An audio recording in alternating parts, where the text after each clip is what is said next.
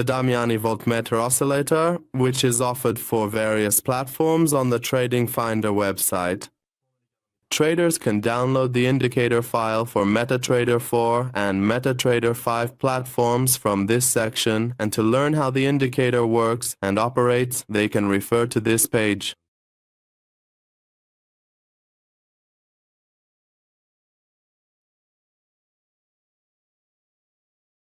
From the navigator section, we select the indicator file, and by dragging the file onto the chart, we run the indicator. Once the indicator is activated on the chart, an oscillator panel appears at the bottom of the chart. The Damiani Voltameter Indicator is a special and practical tool that can be used to measure price volatility. By using this indicator, we can determine whether the market is in a ranging phase, or we can identify when it is a good time to trade and when the market has momentum. How the indicator works?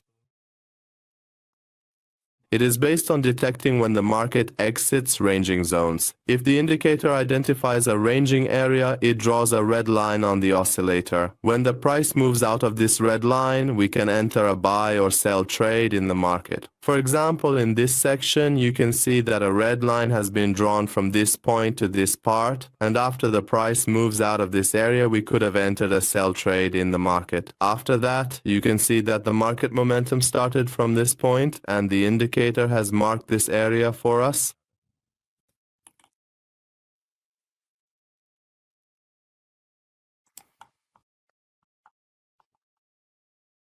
It's the same in an uptrend as well. Here you can see that by drawing a line, we entered the market and the range, and by exiting the range and the market, we can enter a trade and take advantage of trading opportunities.